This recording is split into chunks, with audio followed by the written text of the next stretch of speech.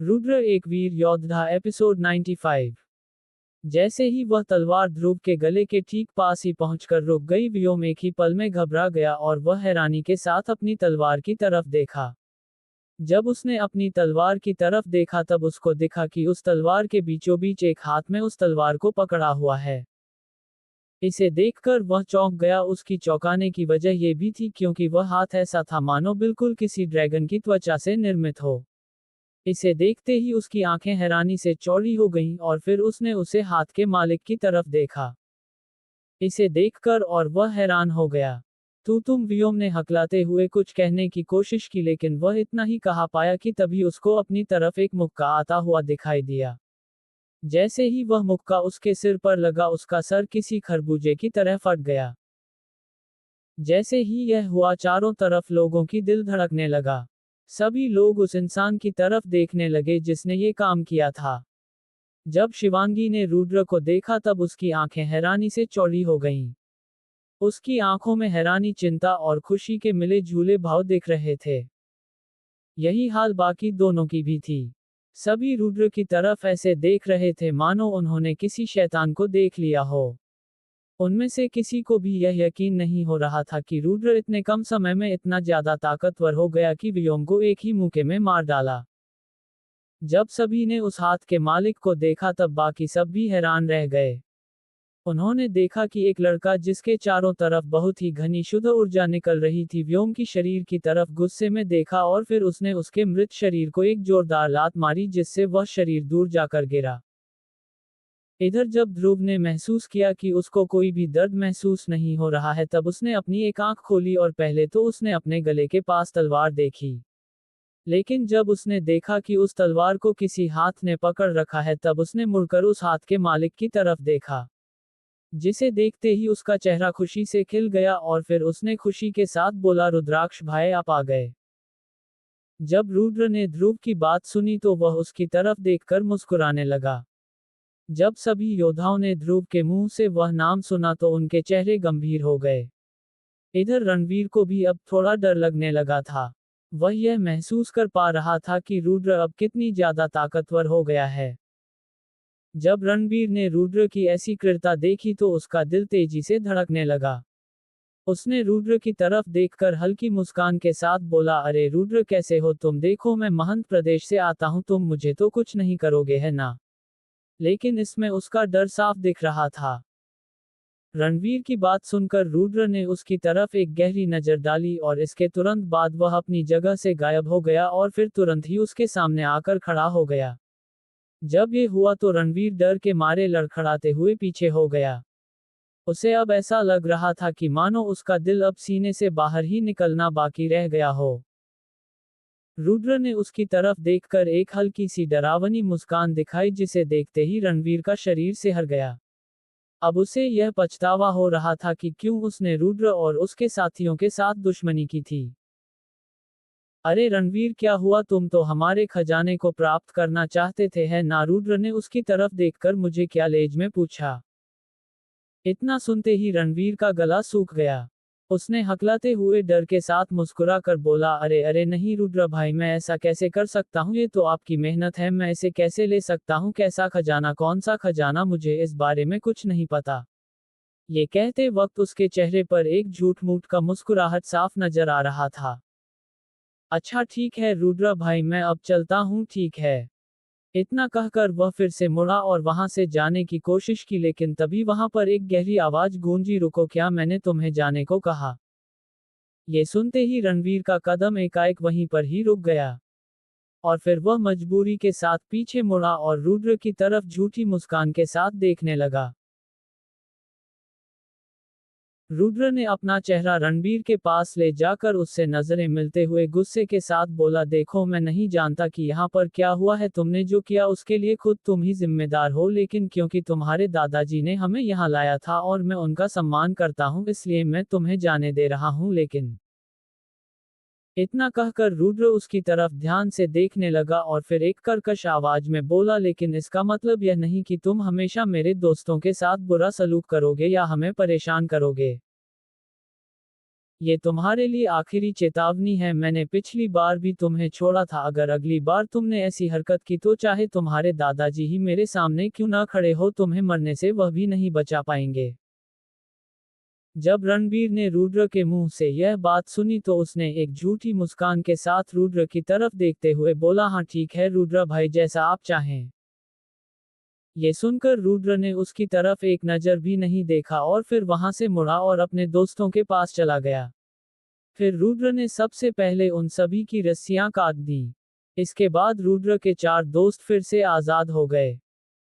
शिवांगी एक तरफा रुद्र को ही देख रही थी, उसको ये यकीन नहीं हो पा रहा था कि रुद्र इतना ज्यादा ताकतवर हो गया है। इधर रुद्र ने सबकी हालत देखी, सभी बुरी तरह से घायल हो चुके थे। इसे देखकर रुद्र ने एक गहरी सांस ली और फिर अपने स्टोरेज अंगूठी से कुछ दवाएं निकालकर उन सभी को दे दी, जिसे उन सभी ने वे झिझक खा लिया। जैसे रुद्र वहां से गया, रणवीर ने एक गहरी सांस ली और फिर अपने साथियों की तरफ देखते हुए बोला, चलो यहां से चलें। इतना सुनते ही वहां पर जितने भी महंत प्रदेश से आए हुए योद्धा थे सभी निराश होकर रणवीर के साथ चले गए। जैसे ही यह हुआ, बाकी सभी लोग भी एक एक करके वहां से चले गए। वह सब अभी जान चुके थे कि रुद्र से निपटना आसान नहीं होगा। इसके बाद रुद्र ने तमसवन राज्य के लोगों की तरफ देखा, उसकी आंखों में अभी भी गुस्सा भरा हुआ था। वह तमस वन राज्य के किसी भी इंसान को जिंदा छोड़ना नहीं चाहता था। इसी सोच के साथ रुद्र ने तमसवन राज्य के लोगों की तरफ आगे बढ़ना शुरू कर दिया। उसके कदमों में एक अजीब सी गति थी जो कि उसके गुस्से को दर्शा रही थी। वह तमस वन राज्य के लोगों को सबक सिखाने के लिए तैयार था। जब रक्तबुक ने ध्रुव के मुंह से रुद्र का नाम सुना तो वह भी बड़ी हैरानी के साथ रुद्र को देख रहा था और फिर उसने कहा, तो तुम हो रुद्र। जब रुद्र ने रक्तबुक की बात सुनी तो वह उसकी तरफ देखने लगा। जैसे उसने रक्तबुक की तरफ देखा, उसकी आंखों में शैतानी इरादा छाने लगा और वह बहुत ही ज्यादा गुस्से में दिख रहा था। जैसे ही रक्तबुक ने उसकी तरफ देखा तो उसको ऐसा लगा मानो रुद्र एक ही नजर से उसको मार डालेगा। दरअसल रुद्र को ये तो पता चल ही गया था कि उसकी मां को मारने वाला व्यक्ति भी तमसवन राज्य से ही है। वह इस बात पर तब सुनिश्चित हो गया जब इस जगह पर तमसवन राज्य के लोगों ने उन पर मसूद कमल और मसाल प्राप्त करने के लिए हमला किया था, क्योंकि रुद्र के घर में जो हत्यारा था उसका आभा बिल्कुल इन्हीं लोगों की तरह ही था। लेकिन वह ये नहीं जानता था कि तमसवन राज्य के किस व्यक्ति की वजह से ये सब हो रहा है। रक्तबुक को देखने के बाद रुद्र ने उससे बोला, क्या तुम तमसवन राज्य से हो? रुद्र ने यह इतनी गहराई और क्रोध के साथ कहा था कि इसे सुनने वाला हर कोई डर के मारे सहम उठा। जब रक्तबुक ने सुना तो वह भी डर के मारे कांपने लगा। वह ये समझ चुका था कि रुद्र का क्या मतलब है। उसको रुद्राक्ष की तरफ से इतनी ज्यादा गहरी शत्रुता का भाव साफ साफ महसूस हो रहा था। जब रुद्र को अभी भी कोई जवाब नहीं मिला तो उसने गुस्से के साथ फिर से रक्तबुक की तरफ देखकर चिल्लाते हुए बोला, क्या तुम तमस वन राज्यों से हो? ये कहते हुए रुद्र धीरे धीरे उसकी तरफ चलने लगा। अब रुद्र की आंखें भी धीरे धीरे लाल रंग में बदल रही थीं। जब रक्तबुक ने रुद्र की ऐसी प्रतिक्रिया देखी तो वह बहुत ही ज्यादा डर गया और फिर उसने अपने साथियों की तरफ देखते हुए बोला, चलो हमें यहाँ से जाना होगा। इतना कहकर वह सबसे पहले भागने लगा। लेकिन अजीब सी बात यह थी कि उसके दिल का कोई भी उसकी बात सुनकर भी वहां से हिला तक नहीं। जब रुद्र ने ये देखा तो वह गुस्से से तमतमा गया। जैसे ही रक्तबुक कुछ ही दूर भाग होगा, उसको पीछे से एक गुस्से से भरी आवाज सुनाई दी, क्या तुम्हें लगता है कि तुम यहां से भाग सकते हो? यह आवाज सुनाई दिया ही था कि तभी रक्तबुक ने देखा कि उसके सामने एक आकृति प्रकट हुई। जब सभी ने उस आकृति पर ध्यान दिया तो सबके चेहरे डर के मारे पीले पड़ गए। वह कोई और नहीं रुद्र था। जैसे ही रक्तबुक ने रुद्र को अपने सामने देखा तो वह भौंचक्का रह गया। वह ये समझ नहीं पा रहा था कि रुद्राक्ष इतनी जल्दी उसके पास कैसे पहुंच गया। लेकिन वह इसके बारे में ज्यादा सोचना नहीं चाहता था। वह तुरंत ही मुड़ा और वहां से भागने की कोशिश की, लेकिन वह अब मूड भी पता कि तभी रुद्र ने उसका गला पकड़ लिया और गुस्से के साथ बोला, क्या मैंने तुम्हें जाने को बोला? जब रक्तबुक को ये समझ में आ गया कि वह यहाँ से लौट नहीं सकता तो वह रुद्र की तरफ देखकर डर के साथ बोला, तुम आखिर चाहते क्या हो? जब रुद्र ने रक्तबुक की बात सुनी तो उसका चेहरा फिर से गंभीर हो गया और फिर उसने दांत पीसते हुए गुस्से के साथ बोला, तुम्हारी मौत। इतना कहते ही रुद्र ने उसकी गर्दन तोड़ने के लिए अपना हाथ कसने लगा, लेकिन तभी एक आवाज ने उसको रोक दिया। रुको रुद्र! आवाज के साथ ही एक आकृति वहां पर प्रकट हुई। वह कोई और नहीं बल्कि तमस वन राज्य का लीडर लुकाम था। लेकिन रुद्र इसे पहचान नहीं पाया। वह तो ये सोच रहा था कि तमसवन राज्य के जो भी लोग यहाँ पर आए हुए हैं उनका लीडर रक्तबुक होगा। लुकाम को देखकर रुद्र थोड़ा भ्रमित हो गया और उसने उसकी तरफ देखते हुए बोला, तुम कौन हो और तुम मुझे क्यों रोक रहे हो? फिर जैसे रुद्र उसको कुछ समझ में आया हो और उसने उसकी तरफ देखते हुए बोला, क्या तुम तमसवन राज्य से इन सब का लीडर हो? रुद्र समझ चुका था कि तमसवन राज्य के लोग कैसे होते हैं। ये राज्य पूरा काली शक्तियों से भरा हुआ है और इस वजह से वह इन सभी लोगों को छोड़ना बिल्कुल भी नहीं चाहता था। जब लुकाम ने रुद्र को अपनी तरफ देखते हुए और ऐसे सवाल करते हुए देखा तो उसने एक व्यंग्यात्मक मुस्कान के साथ रुद्र की तरफ देखा। अब वह समझ गया था कि रुद्र ने उसे पहचान लिया है, इसलिए वह बाहर आने का फैसला किया। फिर वह अपनी जगह से एक कदम आगे बढ़कर रुद्र के सामने आ गया। उसके आगे आते ही बाकी सभी उसको सम्मान भरी नजरों से देखने लगे। बहुत बढ़िया, जैसा कि मैंने सोचा था, तुम बहुत ही ज्यादा चालाक हो। तुमने मुझे एक ही नजर में पहचान लिया, लुकाम ने कहा। ये सुनकर भी रुद्र उदासीन बना रहा और उसकी तरफ एकटक देख रहा था।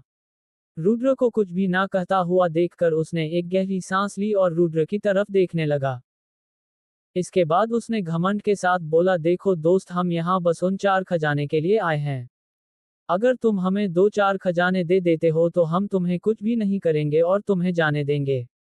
और अगर तुम चाहो तो तुम हमारे तमसवन राज्य के दल में भी शामिल हो सकते हो। तुम इतनी ज्यादा ताकतवर हो कि हमारे दल में तुम्हारा औहदा मुझसे भी ज्यादा हो सकता है।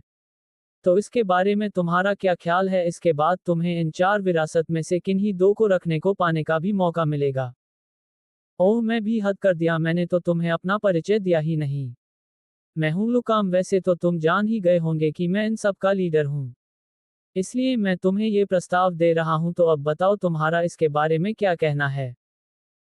लुकाम की बात सुनकर रुद्र के चेहरे पर कोई भी भाव नहीं बदले, बस वह एकटक लुकाम की तरफ ही देख रहा था।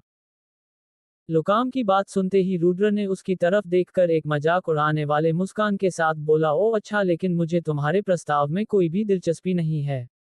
ये कहते वक्त रुद्र छुपी ही हुई नजर से ध्रुव की तरफ देखकर कुछ इशारा कर रहा था, जिसे देखते ही ध्रुव ने अपना सर हाँ में हिला दिया। इतना कहते ही रुद्र ने रक्तबुक की गर्दन तोड़ दी। इसके तुरंत बाद रक्तबुक का शरीर बेजान होकर जमीन पर गिर गया। जैसे ही यह हुआ, लुकाम का चेहरा गुस्से से लाल हो गया और उसने चिल्लाते हुए बोला, रुद्र, तुमने यह अच्छा नहीं किया, अब तुम्हें मरने से कोई भी नहीं बचा सकता।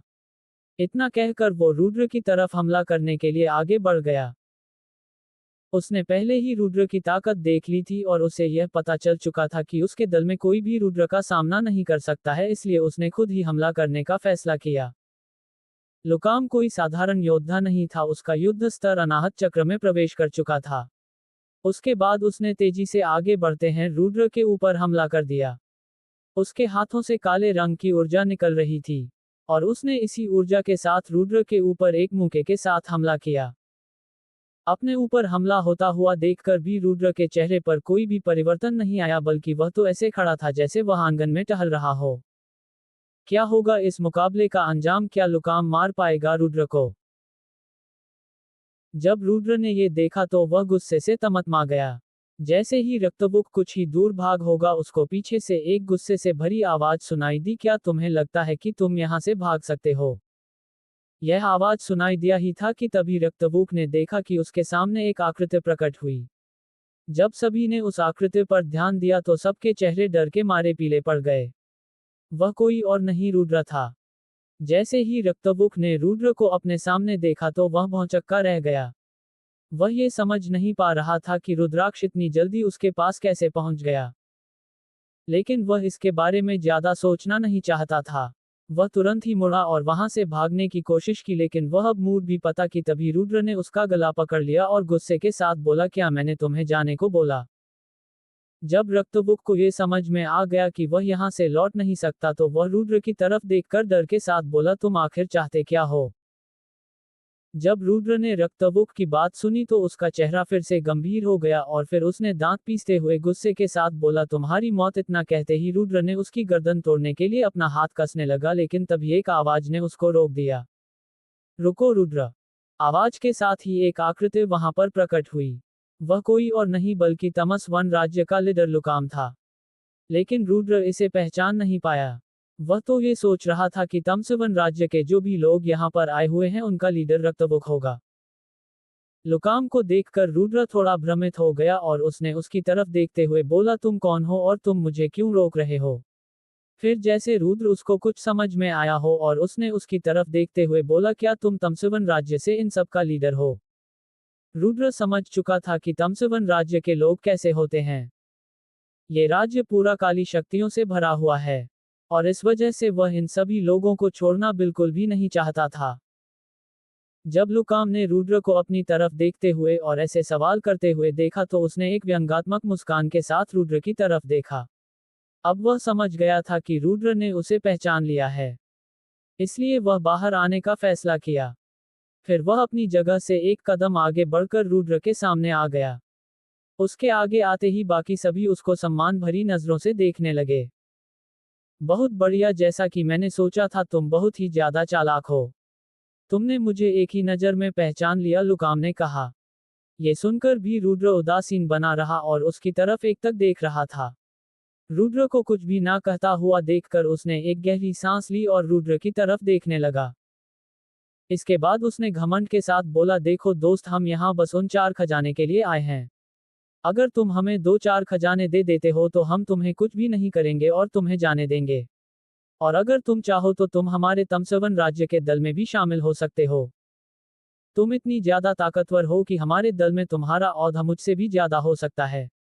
तो इसके बारे में तुम्हारा क्या ख्याल है? इसके बाद तुम्हें इन 4 विरासत में से किन्हीं 2 को रखने को पाने का भी मौका मिलेगा। ओह, मैं भी हद कर दिया, मैंने तो तुम्हें अपना परिचय दिया ही नहीं।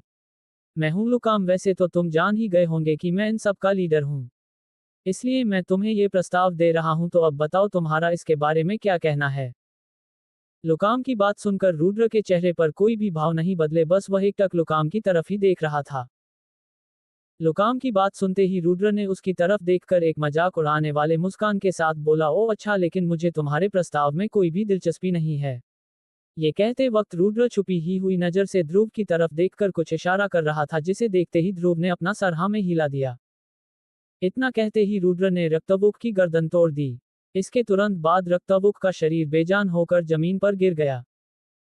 जैसे ही यह हुआ, लुकाम का चेहरा गुस्से से लाल हो गया और उसने चिल्लाते हुए बोला, रुद्र, तुमने यह अच्छा नहीं किया, अब तुम्हें मरने से कोई भी नहीं बचा सकता। इतना कहकर वो रुद्र की तरफ हमला करने के लिए आगे बढ़ गया। उसने पहले ही रुद्र की ताकत देख ली थी और उसे यह पता चल चुका था कि उसके दल में कोई भी रुद्र का सामना नहीं कर सकता है, इसलिए उसने खुद ही हमला करने का फैसला किया। लुकाम कोई साधारण योद्धा नहीं था, उसका युद्ध स्तर अनाहत चक्र में प्रवेश कर चुका था। उसके बाद उसने तेजी से आगे बढ़ते हैं रुद्र के ऊपर हमला कर दिया। उसके हाथों से काले रंग की ऊर्जा निकल रही थी और उसने इसी ऊर्जा के साथ रुद्र के ऊपर एक मुक्के के साथ हमला किया। अपने ऊपर हमला होता हुआ देखकर भी रुद्र के चेहरे पर कोई भी परिवर्तन नहीं आया, बल्कि वह तो ऐसे खड़ा था जैसे वह आंगन में टहल रहा हो। क्या होगा इस मुकाबले का अंजाम? क्या लुकाम मार पाएगा रुद्र को?